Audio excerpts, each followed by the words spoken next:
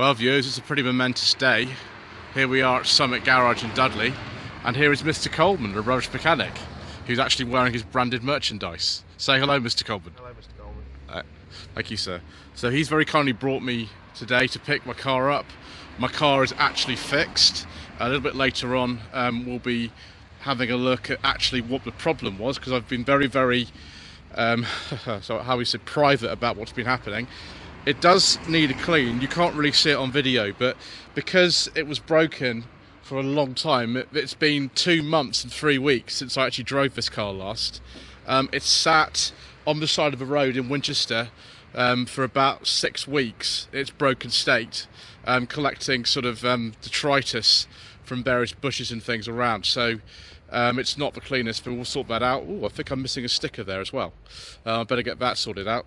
But yeah, once we've actually had a clean a bit later on, I've got to go to Sheffield today in this, so won't be sort of spending too long.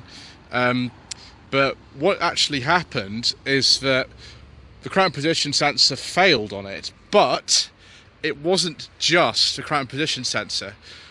These cars don't have the best insulated wiring in them, and what happened is some of the wiring actually burnt the crank position sensor out, and burnt out one of the coil packs.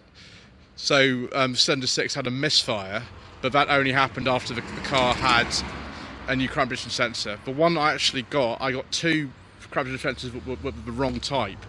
They had to put a different one in, but it's unique to a 45 V6, which cost £165.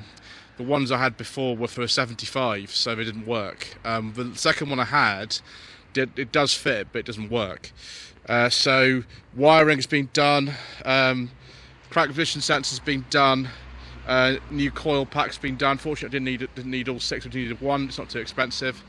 Also, there was a problem with the rear brakes because it had been standing for such a long time. That actually failed the MOT, but because the car's now been driven a little bit and it's been cleaned off a bit, it's okay.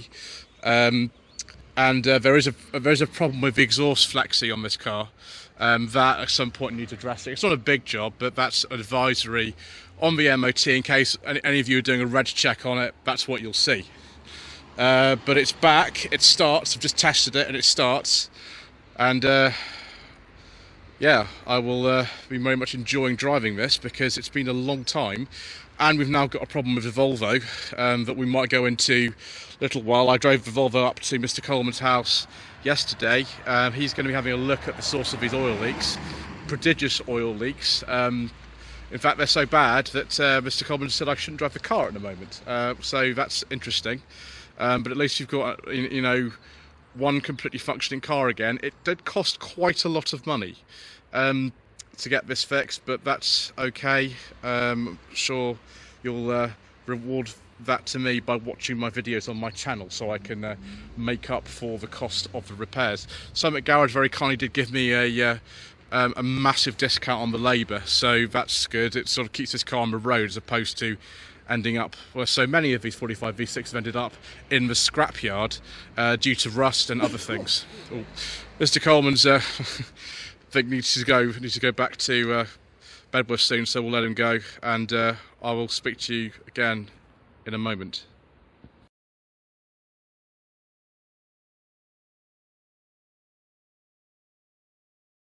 I've sort of checked some wiring. You can see they've been in with the fuses and things. That's the first thing they think they've probably checked. I mean, I can't really show you.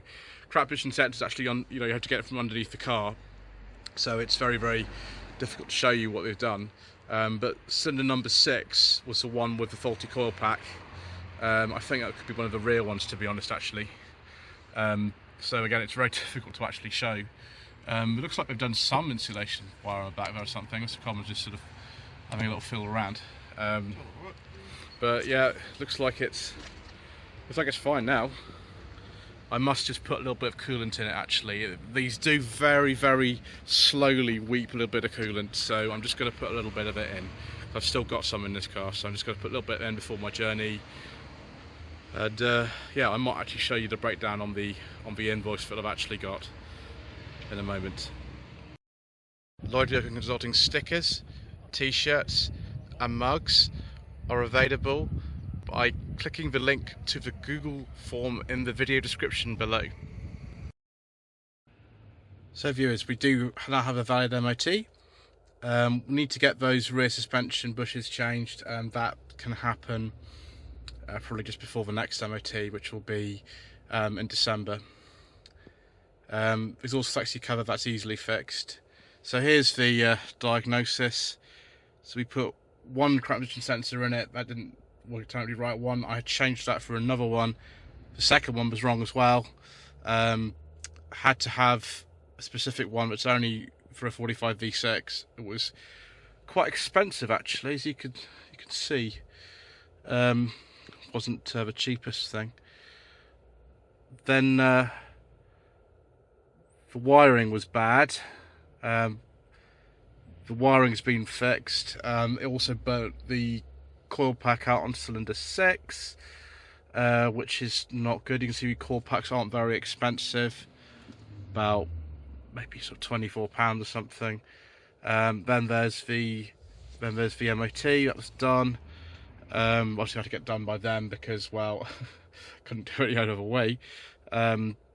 Service brake efficiency below requirements. It's because the car's been standing for so long. It's okay now. They have a look at the rear brakes, and yeah, they're absolutely fine. Mr. Coleman's already sort of sorted that ages ago. So there we are, viewers. What I'll do is I'll drive now to Sheffield, and once I get there I need to stop off before I get to my uncle's house where I'm staying, and then when I get there I might do a little bit of filming while I'm driving it, but I shall see you in a little while.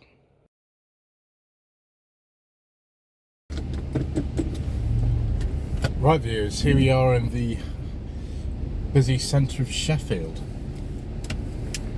I've done about 85 miles today.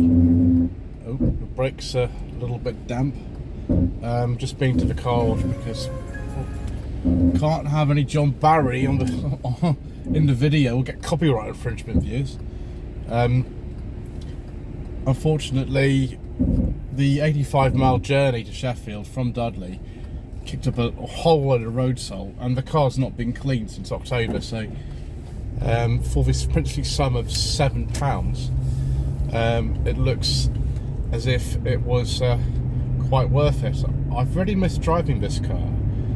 It's such a nice car to drive. It's the right sort of size for me. It's not too big, it's not too small. The work that's been done has made it run absolutely fine. It wasn't running particularly well. In fact, it wasn't running at all, was it? Before I had it fixed. One thing I've noticed about this car that I've really missed is the steering. And the Volvo's got perfectly good steering. It's just that this is better. It's really, really precise steering. You can place the car exactly where you want it to. Volvo, for some reason, the steering seems a bit slow, and it's just not as much feel as this, which is really strange, because you would have thought that when TWR developed the C70 from the sort of 850 P80 platform, they would have made that steering better, or at least suited the same. But for some reason, I don't think the steering on a C70 is actually as good as something like a V70. It's very, very strange.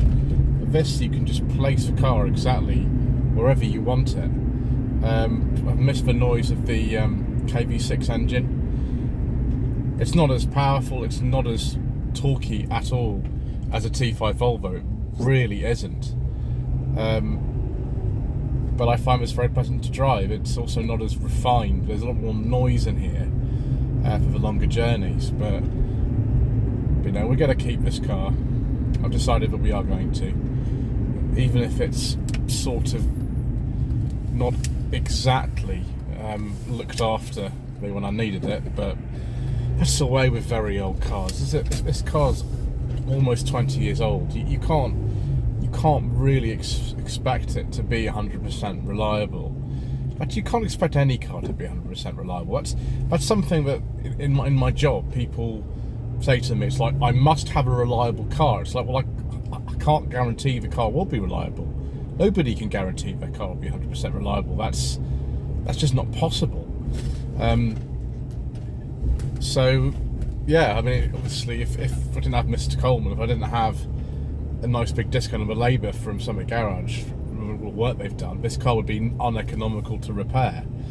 As with so many of these. That's why so many of these cars have now been scrapped, because they're just not economical to repair. They're not worth a lot of money.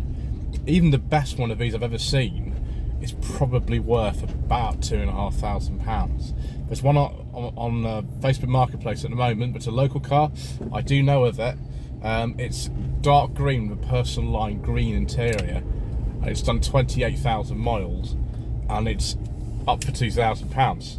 And it's had, you know, cam belts. It's had the paint's been done on it. So they're not worth a lot of money. But those who have them, and we're a very small group of people, because there are only about 50 of these left on the road now, we're very happy with them. So there we go. I think it's time for me to actually film an ownership report, which I've just found a little space to do that. And so those of you who are interested, well, you could watch it. I was going to do it last month, but it wasn't possible. So thank you ever so much indeed once again for watching. Please don't forget to subscribe to the channel, like this, leave a comment below, and we shall see you again very soon for more KV6 action.